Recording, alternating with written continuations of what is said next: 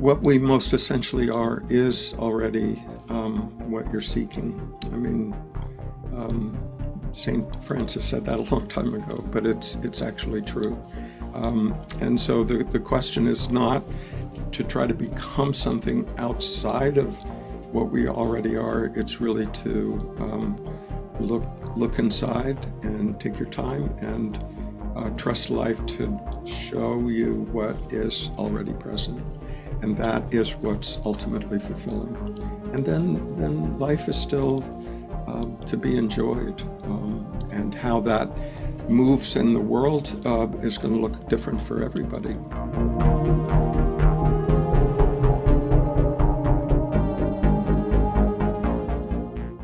Welcome, modern day mystics, fellow truth seekers, James and Justin back again. And today we have another special guest with us. We have Don Oakley from his self-titled YouTube channel. Now, he is a non-dual spiritual teacher, author, and founder of the Wellbeing Retreat Center in Tennessee. He studied with Adyashanti. He studied with Eckhart Tolle. I think he's still involved with some kind of Adyashanti organization. He seems very intelligent. I'm excited for this one. All right, guys, we won't keep you waiting. Let's get into it. Don, thank you so much for joining us on the show. One place we always like to begin with our guests is a little bit of the backstory. How you became a non-dual spiritual teacher. Well, non-dual spiritual teacher is just one of the things that I do from time to time. It's a function. It's not sort of my identity. But it came over really a lifetime of trying to figure out what this was all about. And probably starting back in my 20s, I realized that I sort of stepped off the trajectory that I was on, through going to college. I went to Princeton and dropped out 5 months before graduating, and to my parents' surprise. And part of that was just realizing that I didn't want to ever spend my life doing what I was studying to do. And so that was a decision that was dramatic for probably both my parents and myself, but it was the first sort of real decision that I made in my life. Before that, I was just sort of going along with the program. And so that threw me. It was right in the middle of the Vietnam War, and I had the good fortune not to go to Vietnam. I spent 2 years in Germany, and it was by and large a good experience. It sort of made me see a few of the places where it was a little rough around the edges, a little careless, and so it was actually a decent experience. But coming out from that, I didn't really have a career, and was in my 20s. Probably the question that I sat with at the time was, what would this life have to look like in order to feel worthwhile, reasonable degree of happiness. What would it have to look like? And so I spent a year and a half traveling around the world, sort of open to anything. I wasn't at all interested in religion or spirituality. I didn't see it in those terms. I just saw it in terms of like what would make this life make sense. And so when I was about 30, I was quite surprised to find out that that's actually what the heart of spirituality was, is to figure out what this life was. So that began, the next 30 or 40 years of seeking, in a sense, in different ways. Sometimes through reading books, but for a long time it was just living my life and, trying to figure out how to earn a living and, not meditating a lot, reading from time to time, but not following any particular spiritual teachers. And I realized a lot of things had to be learned sort of out on the streets, in the sort of rough and tumble world of business and working with other people, and quite a few years of my life were devoted to that. And then in the so this was probably almost not quite 30 years ago, 25 to 30 years ago. My wife at the time came home one day and she said, I don't know what this book is about, but I saw it vibrating on the bookshelf, and so here it is. And, I'm going on vacation, so I had nothing to do for a week, and it was Eckhart's Power of Now. I knew you were going to say that. Yeah, it wasn't that I hadn't heard any of that before, but it was the first time that I actually heard it. There's a difference. Yeah. And so that for the next several years, I spent a lot of time listening to Eckhart and going to retreats with Eckhart. And that my first real sort of spiritual shift happened on a retreat with Eckhart in Costa Rica, probably late 90s sometime. And then through going on retreats with him and meeting various people, I started to hear the name Adyashanti, and I looked him up and was interested, but not interested enough to get on a plane and go see him. But one time, a friend of mine said, "Oh, he's coming to Portland, Oregon, where I was living at the time, and for the weekend." And I thought, "Oh, okay, well, that's convenient. I'll go listen to him." And so that was the beginning of my association with him. And for the next several years, this is in the early 2000s, maybe 2003 or so. And for the next several years, I went on many weekends and many 5-day silent retreats. And and then one day something opened up from there. And so it took, in Zen, they talk about, even if there is a realization, give it some time, give it 10 years or so to really let it sink in and have some understanding of what that is. And so that was true for me. There was a shift, but I was incapable of talking about it for probably 10 years before I really understood what it was on a sort of deeper and deeper level. And so about 10 years ago, I finally had the nerve to write a book and put it out there and see what the reception was. And so that was the beginning of talking about it in public. But when I first started talking about it in public, it was a scary thing because, it's a very intimate thing to talk about. And you don't know how it'll be received. So, what is this thing that you're talking about? What is the thing? What is the thing? It's just a recognition of what we already are and what we've always been. And, it's just, we tend to define ourselves in many ways, and all of which are ultimately found to be superficial, right?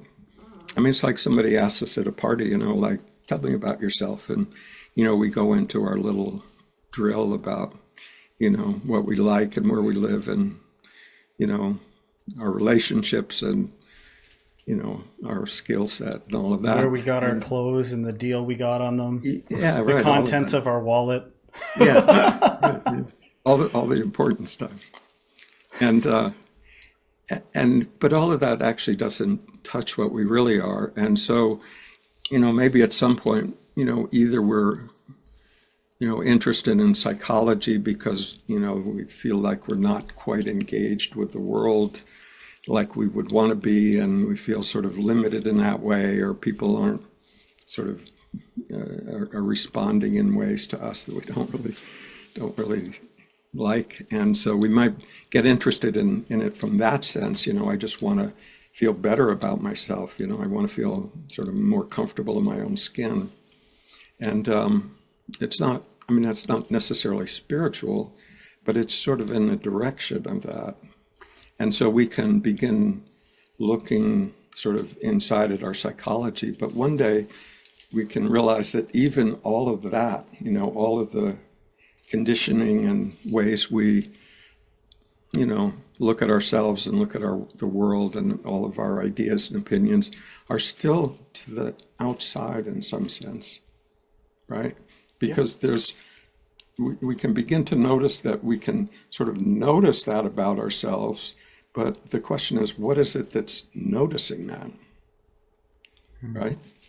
So then we sort of have to back up even further, and that's sort of what the purposes of a lot of spiritual practices are, is just to sort of create the atmosphere where that might become more obvious. Is it a fair question? Is it a fair question to say, what is our true nature? Yeah, absolutely. Great question. Yeah. And it can be answered in one of two ways. One is conceptually, we can describe it. I can say, well, it's awareness, or it's this, spacious sense of being, it's this, silent present. I mean, there's lots of words we can use, right? But none of that actually touches it. I mean, it just sort of points in a direction at best, and remains a concept until we see that it's not a philosophy, it's not a concept, it's actually true. And it's like when you tell somebody, if you ask somebody, well, just sort of get quiet and look for what is this, sort of your most essential nature, let's say. And people get quiet, and then they don't know what to do with it. I mean, when we first sit down to look, what we see is just a whole bunch of thoughts, right? Memories, feelings, hopes, regrets, opinions, ideas. I mean, that's our experience, right? So the question is, any of that really what we are? And the answer is, in some sense, it's relatively true, but it's not. It doesn't get to the heart of things. I sometimes use the example, if there's a Facebook of the future that knows like everything about you, I mean, like everything, and more than you can remember, just knows everything about you, would they be you? Would they have a sense of being you? That's good. And that's the difference, right? You've got so many good one-offs. Like one of the things you said was something like, I wish I could remember it more accurately, but a paraphrase of it is, rather than trying to like get at it or trying to get at something, instead receive what is. Like receive what is. Even the wordage is not like apprehend what is. Yeah, it's right. not. It's as simple as receive what is. It takes all the doing out of it. Or Exactly. Something, you know what I mean? Yeah. Because it's not really a doing. Because the only reason that we would try to grab something, right, or sort of attain something, is that it's not present already. Right? Does that make sense? Because if it were present, what am I grasping after? Yes. Yeah, exactly. What am I grabbing after? Who's the grabber? What's going on with this grabbing business? Who's the grabber? Great question. Yeah. Right before we started this, me and James I was kind of like, pontificating or whatever. And I was thinking about the tendency you hear often, at least I hear often, is people that were driven into this through suffering. You know what I mean? Yeah. Who are these sensitive types that are hyper aware of their body? Because there's different kinds of people. There's what I would call balloon heads. People they're all cerebral and they're not even in touch with their body. Yeah. But there's a certain type of people that are in touch with their psychic turbulence. They're in touch with their physical torment. And oftentimes it seems that suffering brings people to a breaking point.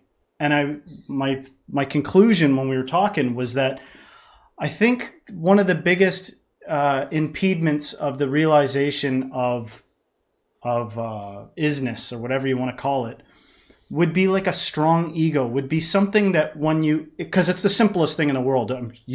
Better than I do that this is like the simplest thing there is. It is simple, yes. But I'm imagining somebody that is restless, that gets in their head. Maybe they think like, oh, this will teach me how to make a lot of money, or this will teach me how to do something. They go to a retreat, they go to sit, and somebody like yourself goes, all right, now just be. And they go, here I am, I'm being. I'm killing it. I'm so awesome at being. Like, you're so possessed by your narrative. Like, you got to seems like oftentimes you got to get to the point where you're like, I hope that my ego dies. I'm done with it. You know what I mean? Not necessarily. That's dramatic, but I'm trying to illustrate a point about why suffering seems to be the way. And I think it's because otherwise you're too possessed by a narrative that is survival based to begin with, but it's strong. It's like, I will figure this out. I got to do is get a bigger house, and I got to do this, and it'll work. That's sort of the American way, right? Firm, independent, Canadian strong. way. I can do it, against all odds, and the Western way. Yeah. But it seems what you say is true. I mean, most people come to this kind of deeper investigation through some point in their life where they sort of get hit up beside the head. Maybe it's a divorce or a death of a loved one or failure of all terminal kinds. disease. I mean, there's lots of possibilities there, and it's sort of up until that point. A lot of people can sort of live with this a lot of us were taught in childhood, like, you play your cards right, you get a good job, you live in the right neighborhood, and, have a relationship with the right person, then you'll be happy, right? Yeah. And then if it doesn't turn out that way, it's like, okay, what's plan B? Like, I've put a lot of effort, maybe a few decades, into chasing this idea of happiness that I was told by my parents or my teachers or whatever, was the path to happiness. And it might be, satisfying to a certain degree, I mean, having a, enjoyable career and challenging, all that's enjoyable. Or it might just give you enough to distract yourself till death. Well, that's a strategy. I feel like this is precarious work, because it's almost like sometimes a warning is even merited, because there could be somebody that chases those things and goes, why isn't it working? You know what? I need a new wife, or I need a bigger house. Yeah. And you're like, okay, that's maybe you can get through to them. Like, I want you to look at the hamster wheel nature of this stuff. And you got to be careful, because if they're not ready for it, if they don't really want that, and they have an awakening, they might depersonalize and be like, you know what I mean? Like, it might be traumatic, I could imagine. Realize it's seen through the illusion of the American dream, the Western dream. Yeah, I mean, it's, this path, if you take it far enough, it pushes a person about as far as a person can be pushed, and a little bit further. And at the end of that, if we trust that unfolding, life knows what it's doing. But if we try to manage that, or think we know how it's all going to work or how it should look, we don't. I mean, we really don't. We may have read a lot of books or listened to a lot of people, but the way it unfolds for everybody will be individual. It'll be not like anybody else's. And so the stories we hear are all the good stories, the ones that are quite dramatic and otherworldly, and that's nice. Yes, and if you can bear with one more question from my side, it kind of what you just said segues very nicely into a question I have. Okay. There's one spiritual teacher in particular. I won't get too specific, not to distract, just stay on point. There's one spiritual teacher who I admire. I think they're very smart, and they're very different from the others in a sense that they're kind of like hard hitting, cutting. Their character is one of like no nonsense and can be kind of brutal at times. And recently they admitted that one of their students, like an online follower of them, had checked themselves into a mental institution. And their answer to that was kind of like, yeah, that's to be expected. Like, this, I'm not messing around. You don't hear that often. It's with most of the teachers, there's a highlight of the good stuff, the good, when people actually get awakening. And it is beautiful. Like, it's a beautiful story when somebody gets liberated, or they're unbound from their their painful ego. So just to bring it back, this one teacher, I'm curious about that, the attitude behind that. And then he went on to describe that from his perspective, he actually believes that because of the realizations he's been able to have, it is a matter of how intelligent he is. There's a big part of me that feels like that awakening in the realm of what we're talking about is probably more available if you're not so philosophical and thinky. Yeah, I would agree with that. Yeah. Yeah, but at the same time, I respect this guy. I actually believe he's intelligent. But he's sitting there explaining why people can't recognize, because not everybody's got the same mind. Just the same way you can't bring a gorilla before a mirror and go, get it to recognize itself. Or maybe gorillas do. Imagine an animal that doesn't have the capacity to do that. He said, same way as that, there's humans that can recognize aspects of God they have more capacity for it. Maybe it's even based on more decades of practice. I'm curious about your take on that. Yeah, it's not a matter of intelligence. I think a lot of times highly intelligent people aren't willing to get out of their conceptual way of relating to the world because it's worked for them. I mean, often people that high intelligence and good education, life works pretty well for them. So they're not going to question that because I think a lot of people can sense that questioning that is a slippery slope. I don't want to, because this person here is a teacher of awakening type stuff, and I didn't mention his name, so I hope I'm not besmirching this person too much. But I think what they were indicating was that maybe not even in the realm of general awakening or awakening experience or a base re-recognition of reality. Instead of that, he seemed to be pointing to like higher states of consciousness, like something beyond what a lot of people nowadays are claiming to actually have. There's actually many people now that go on and are like, would explain that they've had an awakening experience or that their life has changed dramatically because they've been liberated.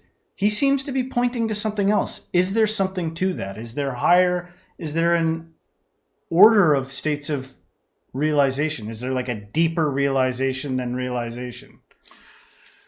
Well, there's different kinds of experiences, but then the question is, let's say you can have metaphysical experiences, other worlds, other spirits, interaction, paranormal capacities, etc. Fine. Enlightened people can have those, and unenlightened people can have those. The question is, what is having that experience? And it's the same awareness that's watching you brush your teeth in the morning.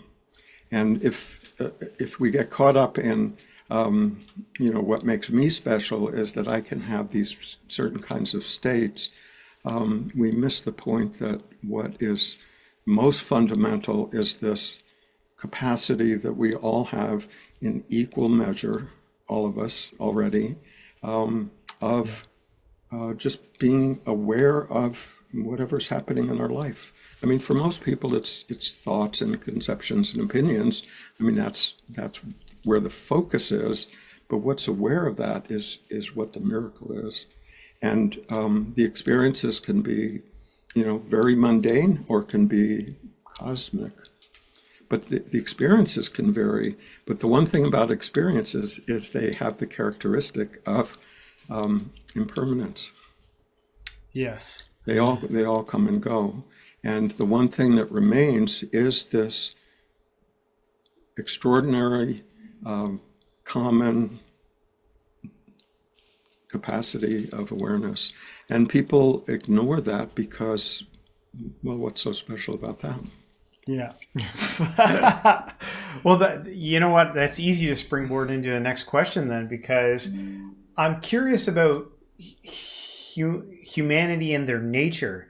Is there something inherently flawed? Is it the human construct that is causing us to be not awakened?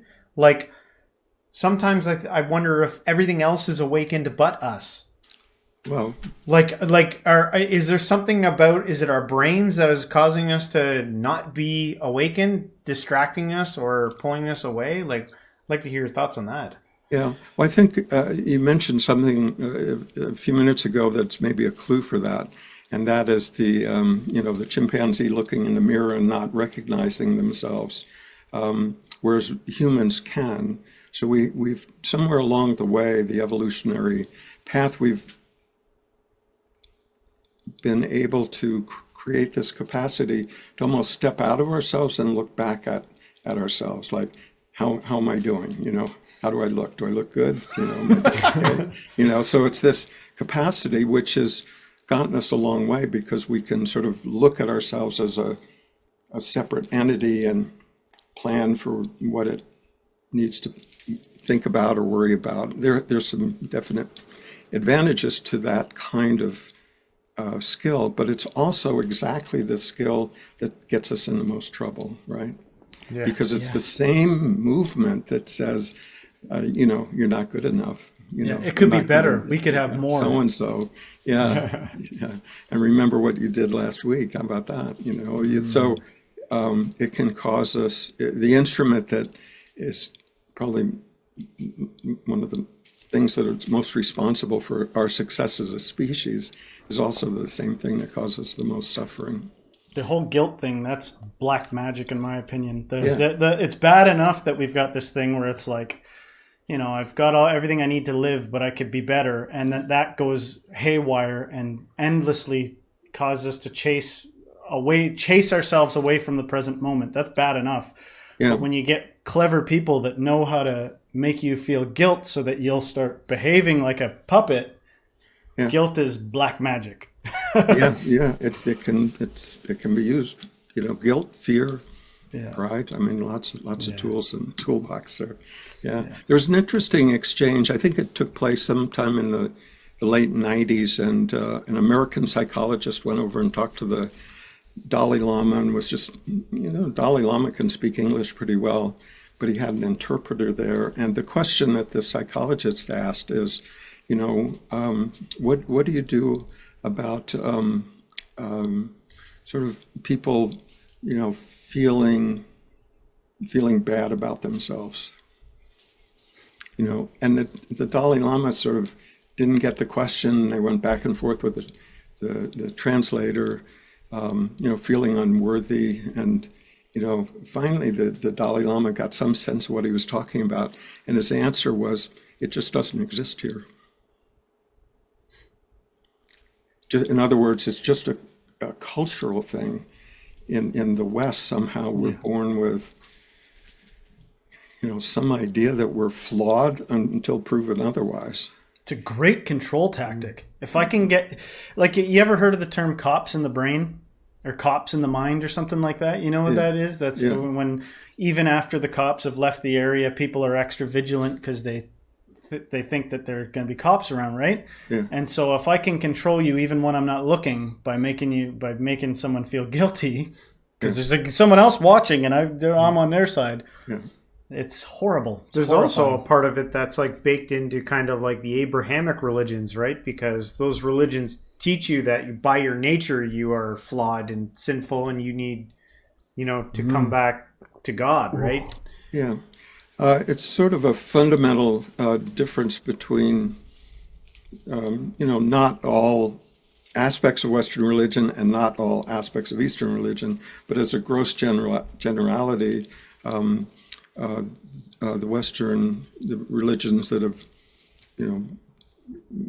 become most popular in the West have this attitude, like you say, of being sort of flawed from the get-go, original sin, and there's a way out of that, but it's somehow as a human body you're sort of flawed, period, and are dependent on good graces from afar to fix that.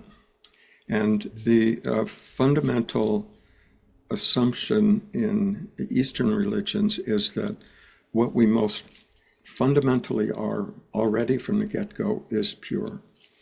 Couldn't be otherwise.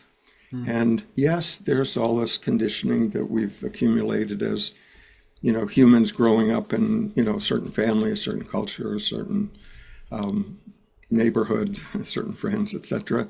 That sort of like this overlay over that fundamental purity. And so the task is not really to become pure, it's really to sort of, work your way through the overburden to get to what's already there. So it's quite a different assumption about our essential nature. For some reason, I've got thinking from this discussion, I've got in my mind a sub-discussion of somebody going, okay, so all right, fine, guilt is like a manipulation tactic, but what do you want? If people didn't fear and have guilt, then we'd be running around looting and murdering each other. And like, there's a part of me that wants to be like, is that what you would do if there was no guilt? You'd go around murdering? Like, maybe stapled to that same sentiment that we need guilt is the assumption that humans by their nature go around murdering. Like, I think people that are going to loot and murder are going to do it whether there's guilt involved or not, because looting and murdering happens. But you know what I mean? Like, if this is, I suppose it could keep certain people in check, but I don't know. What do you have to say about that in terms of like maybe some of the ordering, the things that get ordered based on egoic machinations? Yeah. I mean, religions, East and West, have morality instructions, right? Sort of basic instructions. I mean, it shouldn't be too surprising to anyone that it's, if we're have any interest at all in living, peaceably with others, that, murdering and stealing, I mean, aren't a good thing. I mean, it's pretty common to all religions. Right. But then there's the question about, is that sort of,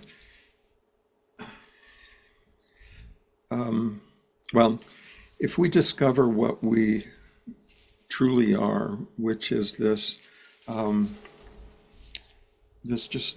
spacious awareness, when we first encounter it, it can feel very personal. It can feel like, okay, I've discovered what I am, this sense of pure being.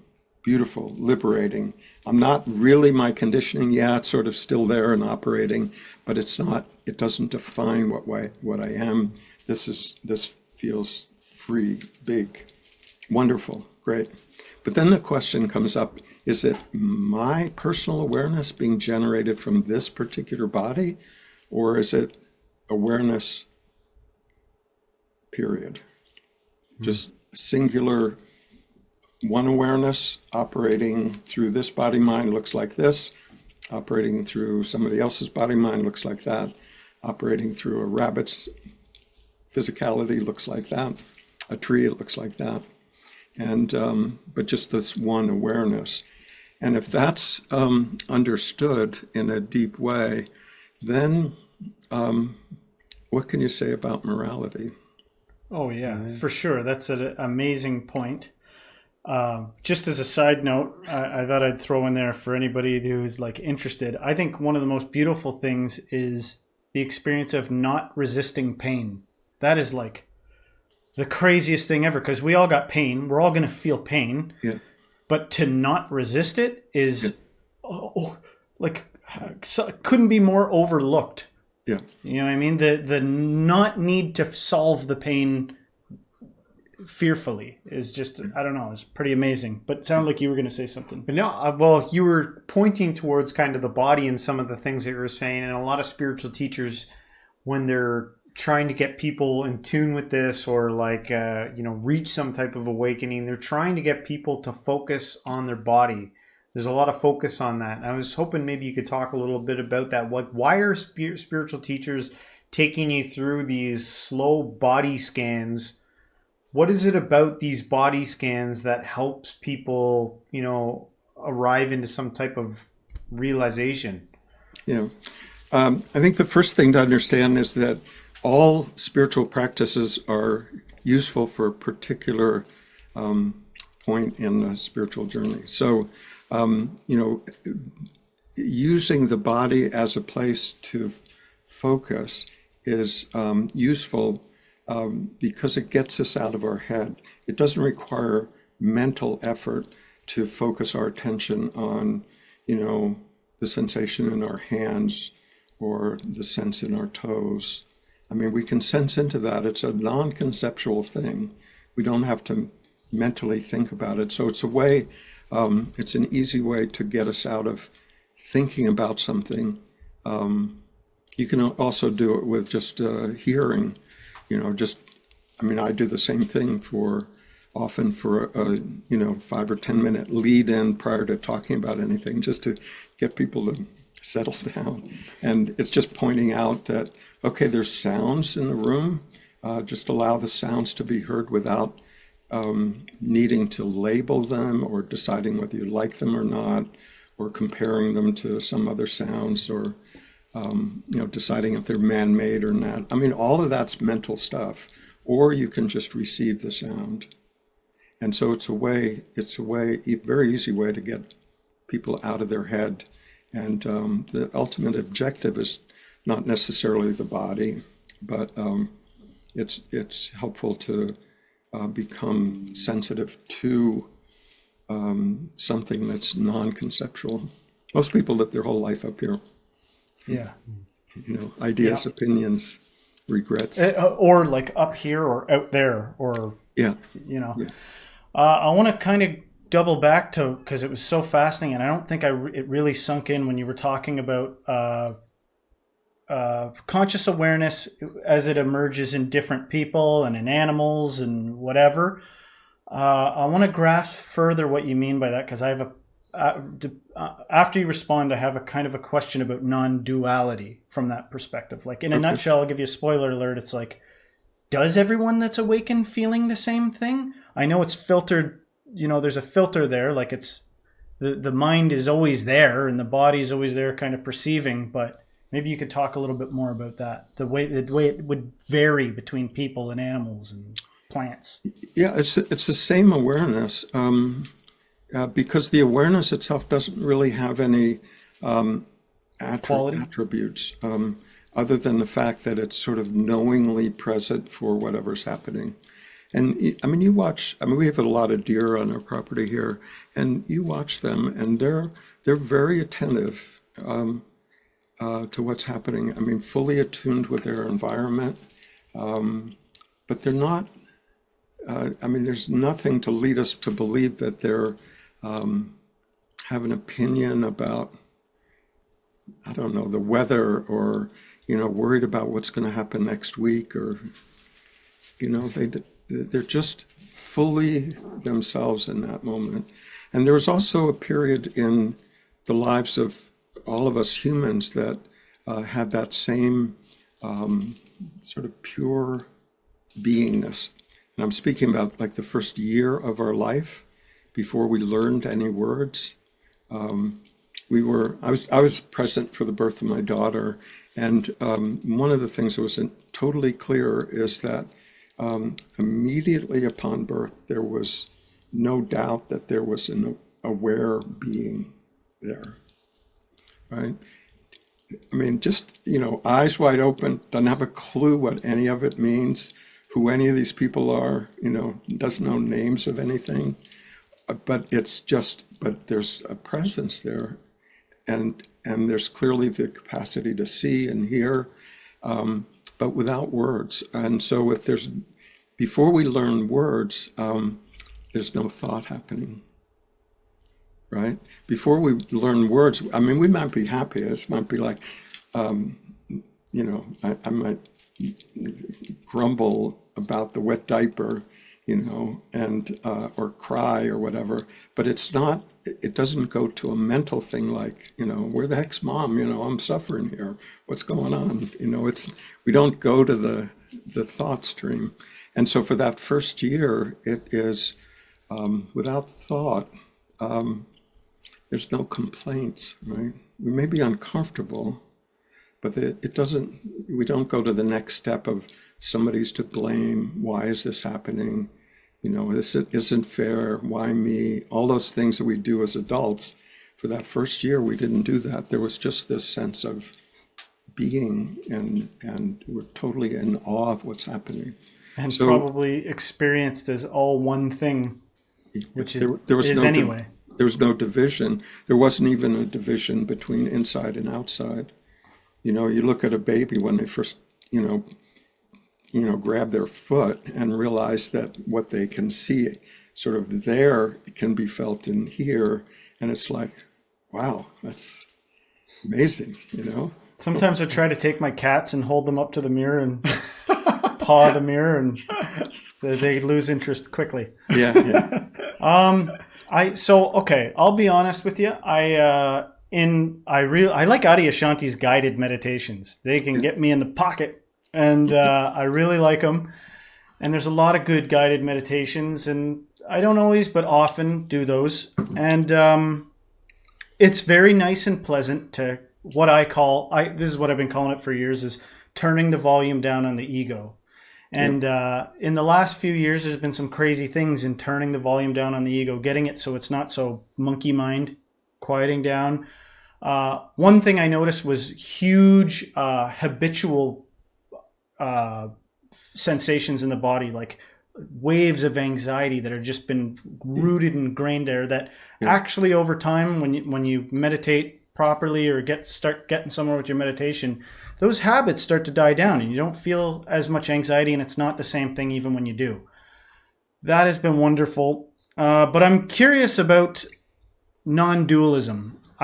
From a conceptual sense, I feel like I grasp the notion of all one thing, like literally I'm my enemy. I'm the same thing as my enemy. Like conceptually, I get how metaphysically and quantum scientifically it's all one soupy quantum field. I can get that. Yeah. But the feeling of me being James right now and me being you, that kind of eludes me still. You know what I mean? Yeah. Like that is the most distant aspect of my journey right now, is the feeling of that. Can you speak on that? Yeah, I mean, the first thing is we look around and we can see that, you look different and you look different from me, and I look different. We're communicating. Yeah. And so the first thing is just acknowledge that, on the basis of form, there's differences everywhere we look. I mean, young and old, yellow and red, I mean, up and down, I mean, hot and cold. I mean, there's everything, pleasant and painful. I mean, everywhere we look, life seems to exist on this duality. So if we're trying to squeeze that duality into a mental construct that says, well, it's all just fine, and it's all, trying to convince ourselves that it's all pleasant or all, that's hard to do because it's not true, basically. So then the question, well, where is it true? And, when, this sense of, you were speaking about ego, this sense of like even anxiety in the body, that's a sensation in the body. So the question is, yes, there's a sensation, but what actually notices that? And there's something, because there's a sensation, but then there's something that notices that, like, oh, right now my body's feeling anxious, right? And there's some things, techniques that we can work with that, to sort of lessen that. But the fundamental understanding is that there can be these bodily sensations or thoughts or feelings, and then there's something that notices that. And when we get right down to it, whatever we call this capacity to notice, that's what is this most intimate thing. And can I please let me jump in? Is the noticing something that is happening from within yourself or something that is everywhere? Well, that's exactly the question, right? Is it limited to this body-mind, or is it originating from this body-mind? It's easiest to see it here. If we try to see it out there, then the presumption is that it's not here, but somewhere else, and that gets us into conception. And so what's really of value is to sense into if it's actually what we are already. We don't have to worry about inside or outside or whatever, because it is actually the same capacity that notices, when this belly feels hunger, or when I look outside and I see, a car across the street. I mean, it's the same awareness that is, when I focus here, it looks like this. When I focus there, it looks like that. But it's the same capacity. And then once we see that's not just an idea, but it's actually our deepest experience. It's also always present. It might not always be in the foreground, but it's always present. And then from there we can begin to wonder. It's actually what Adyashanti calls a nice manageable duality. There's this capacity of awareness, and then there's everything else, right? Because that same capacity notices this body-mind, notices the thoughts, notices the scene outside the window. All of that is experience. I like to call it just content within awareness. So there's the awareness, and then there's everything else. There's the content of our life, including our ability to sense into this particular body-mind. And so then once there is this understanding that this awareness is never absent, then the question is, well, what about all this other stuff? When I recognize this awareness, it's wonderfully freeing, but there's still this fundamental duality. There's me being free, just the spacious presence that's beyond harm, beyond life and death and all of that. And there's everything else. So what about the everything else? Where does that come in? And so once we've gotten over this idea of being free from this world of form, then it's like, okay, but am I free enough to go back into that world of form and live my life on its terms? And that's a whole different journey. And so that's really where non-duality goes to. It's really a two-step process. Recognize what you truly are, and then learn to live as that. Again, it's still, for me, to be honest, I don't want to make it a janky interview, but I think of terms like I am that. You ever heard that before? Like I am Sure. that. The sense of consciousness recognition being vast and being like, oh, okay, I see. It still has this like tendency to lead into the conceptual, which is like, okay, I see, I feel like I see, or seeing sees itself, the awareness that's there. But then the conception comes in that like, so all this content then really is only being, it's existing within this awareness, that's where the content is happening. But then it goes into like a scientific approach. It's like, I'm perceiving all the color blue might not even be blue. All this stuff might not be it. It's my brain rendering it down into this. To another species, none of this looks like any of this the way it does to me. Yeah, that's true. So in that sense, I can conceptually grasp that it's a soupy all one thing. Yeah. And I can tie it in with conscious isness being the background for all this stuff. But the sense to actually get to the point where you say, I am that. You look at the thing and there's no threat detection or something like that. Like, here, have my coat and have my life and take all my stuff because I see that you are me, always falls into the realm of conceptual. It's like, because if you think about it like this, the way we're conditioned, it's like, okay, there's not from a conceptual level, there's really nothing that is me. I inherited my genetics, which make me predisposed to certain things. I inherited my cultural behavior. So there's no me there. That's all content, conditioning content. But the awareness, nevertheless, is there, reminding me that it's all one. I am all that stuff. There's no need to feel bad because I'm not even responsible for my own existence. It's emerging out of this. Yeah. But where's all of that arising to, right?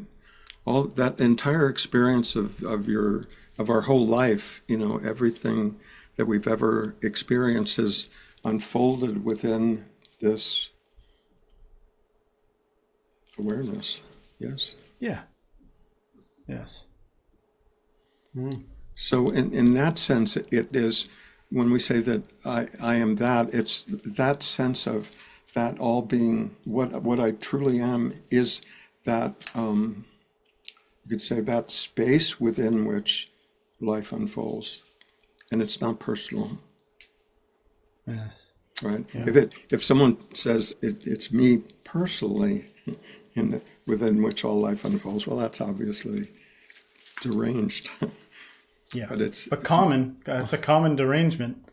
Yes, unfortunately, but hopefully it's short-lived for most people if they really are willing to see it further, because it's to think that this awareness, it's a fundamental question in science, right? Most scientists, not all, fortunately, but most scientists still believe that consciousness is a byproduct of neural activity, right? The question that I ask myself sometimes is like, all right, what was there before I was born? What will be there after I'm gone? What is still there when I'm sleeping and I'm not even conscious at all? What is the thing that's not even point toable, but nevertheless is the background to which what's happening right now is even happening? What is it? You know what I mean? Yeah. You can ask that, and then weird little tricks like Zen tricks like that seem to be kind of good for getting you a little bit there. Is awakening part of evolutionary prosperity with humans?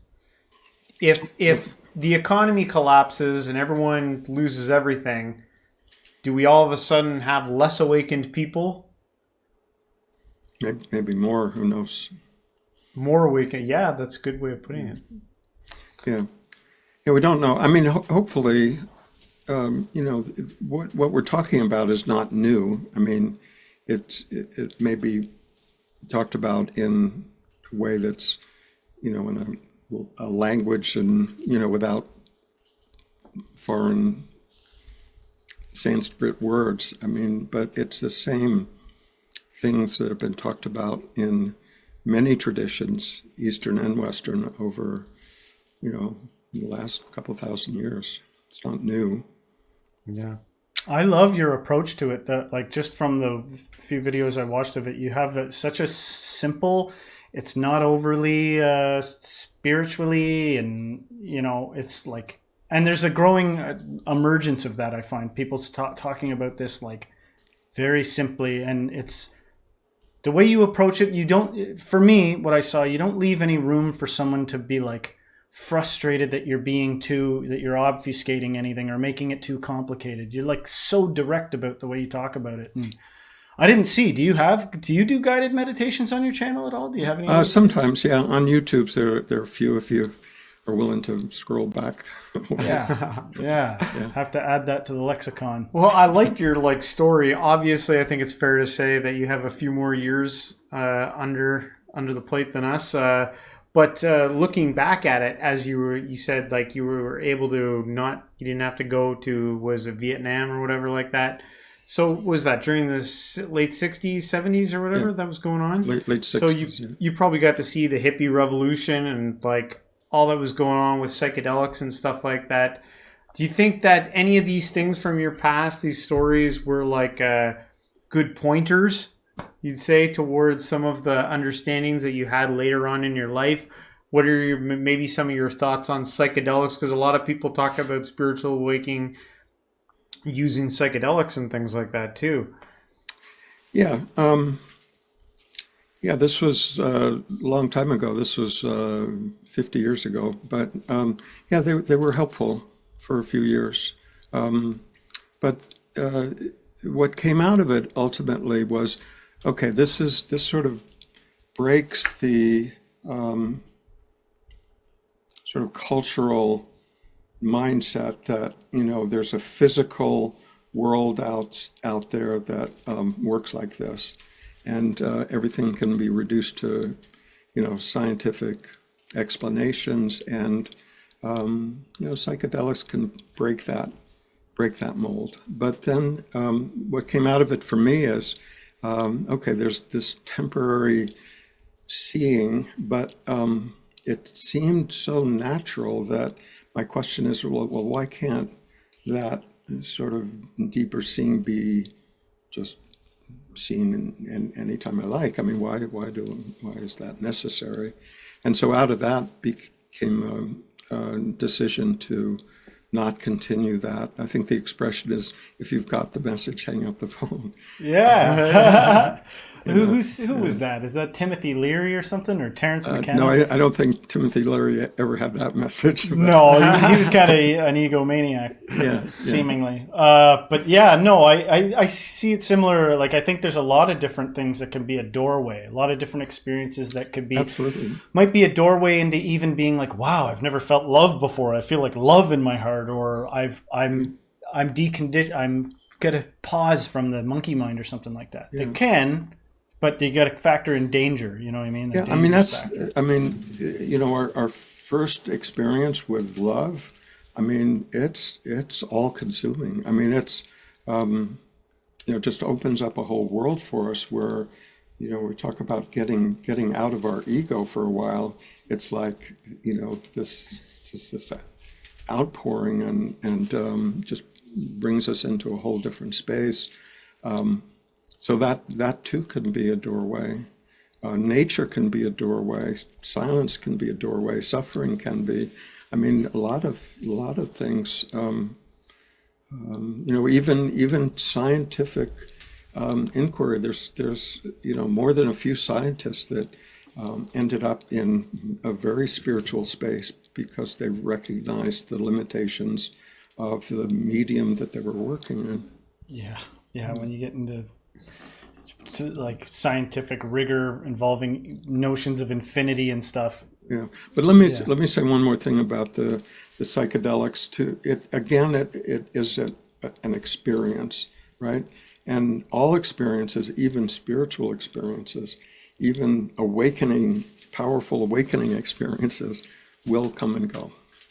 Just the nature of experience, right? And so,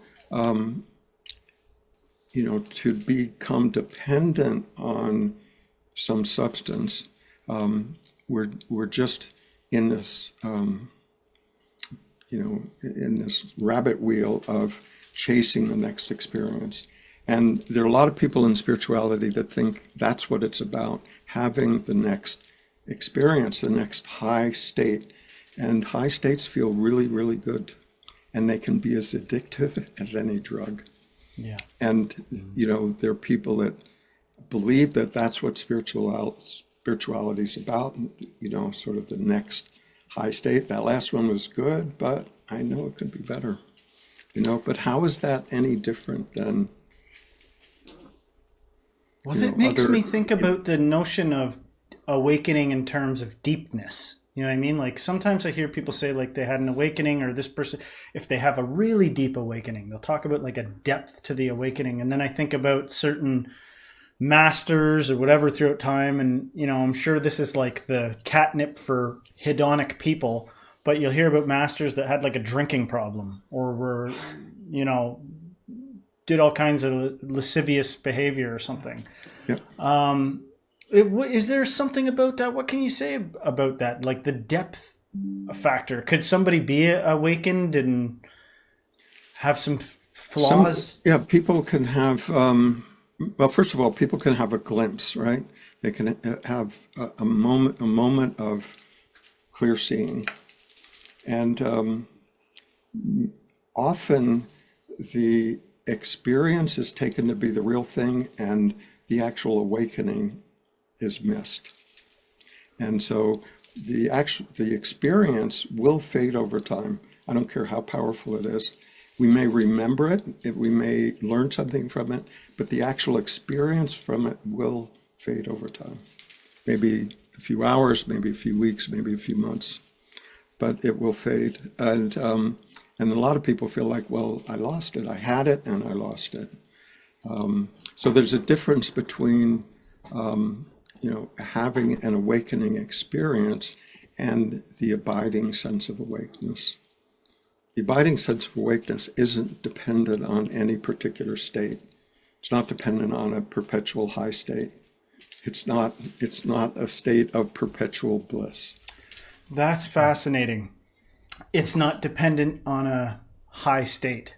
No. That is, should be like, that can't be understated. I just want to rest in that, because I think that there could be a lot of confusion with that, Yeah, there is.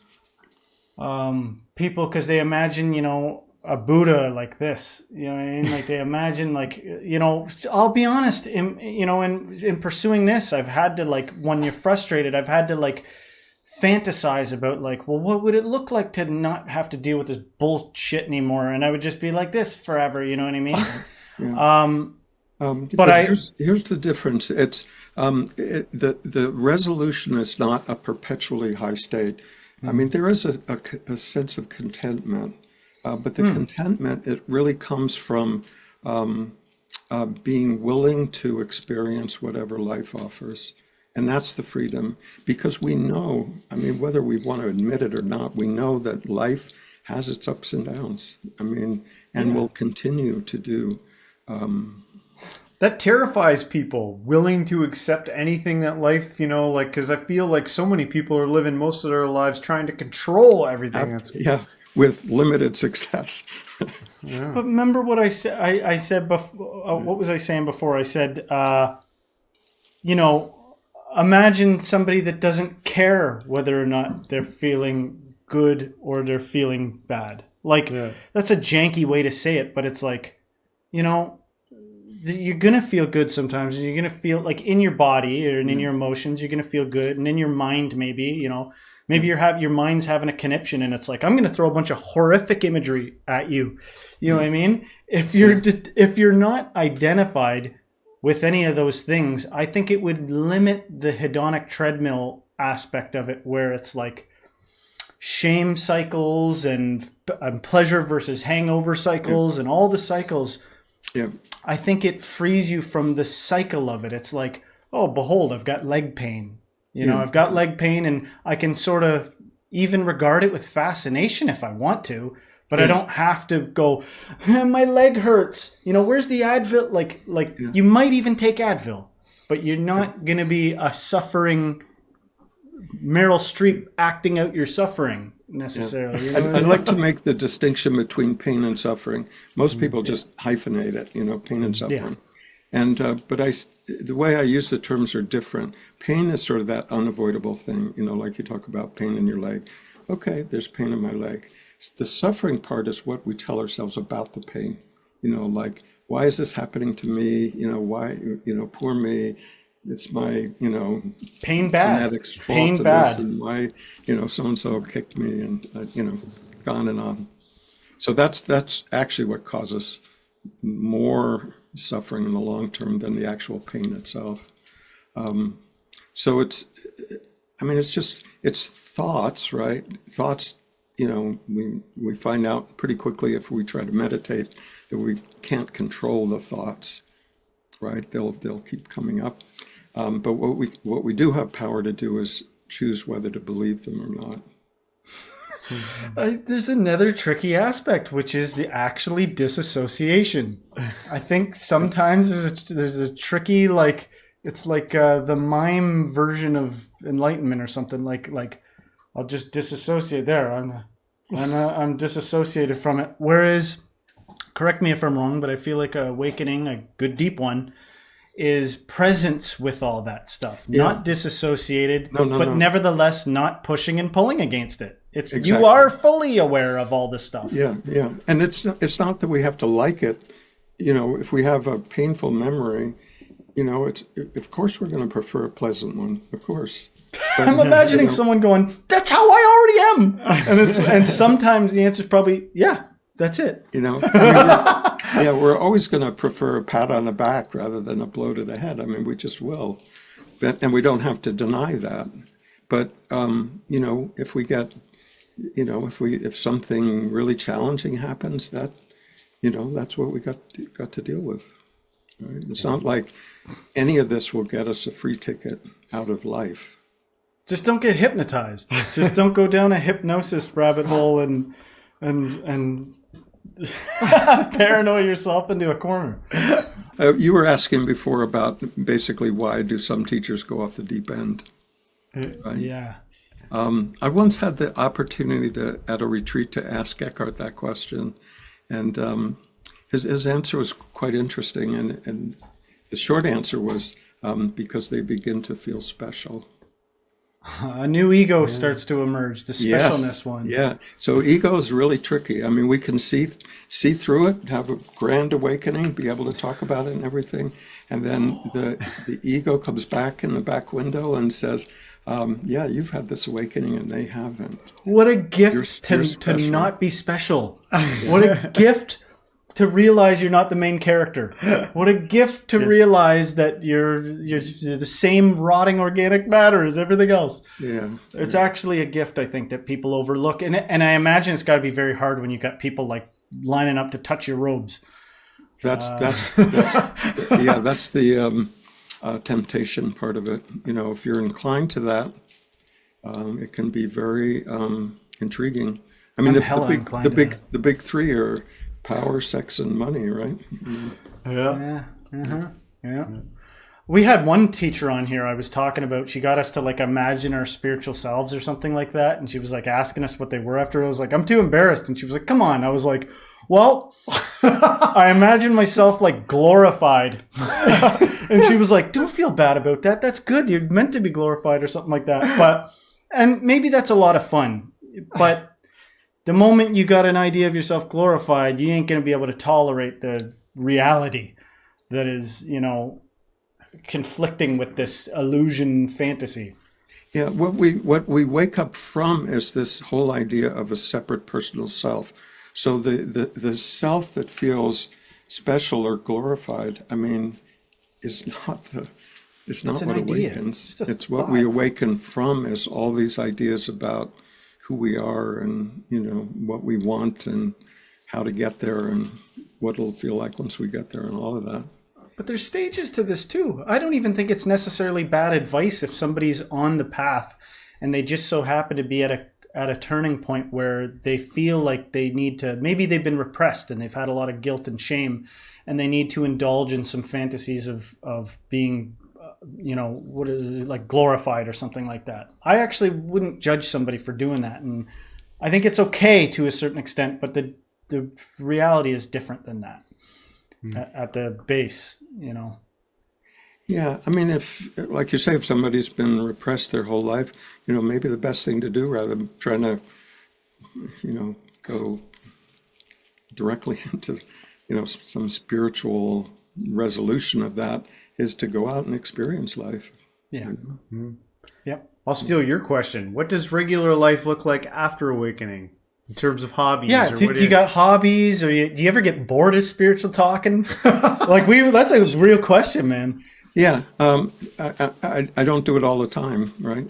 And I don't walk around thinking I'm a non-dual spiritual teacher. I mean, my wife and I created this retreat center in Tennessee over the last 16 years. So I spend a couple of days a week doing construction work or maintenance work or feeding the chickens or fixing the roads or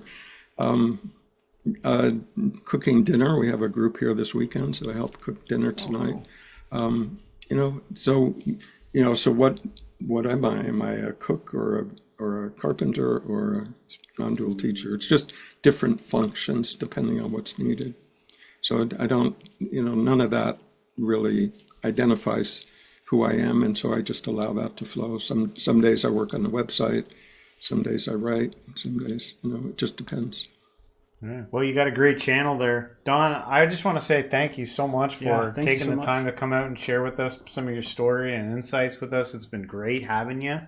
I thought maybe a good place to, kind of close out might be if you have one overarching message for our audience out there, maybe you could kind of share that. And then after that, maybe let them know where they can find you, what you got going on, and all that good stuff. Okay, well, thanks for the opportunity to do that.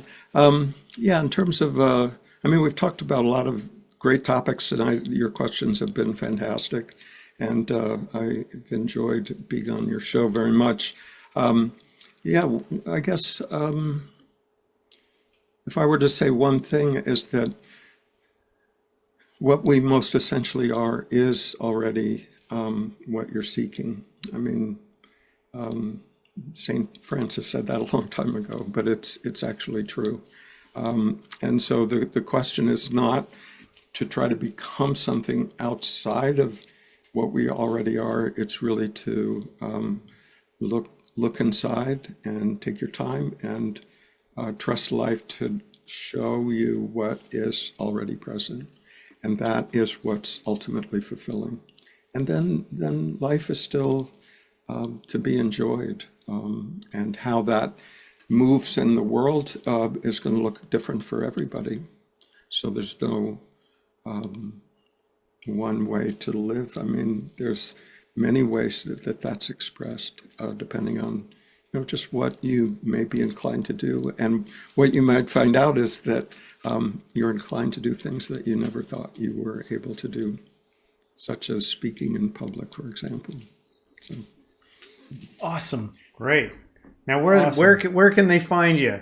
Well, my wife and I live here in Northeast Tennessee at Wellbeing Retreat Center. We have a website that talks about our activities here. I do a in-person retreat, weekend retreat once a month, and then the other weekends we have other groups here. A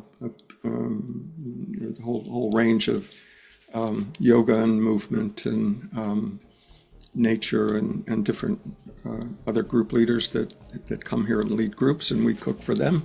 And so that's what we do here. Every first and third Tuesday nights, I also do a free Zoom broadcast, and I do a lead-in guided meditation to that, talk for about 20 minutes and answer some questions for the rest of the hour. And then we have a presence in social media. There's Instagram and YouTube, where there's some longer videos, and TikTok and Facebook. So.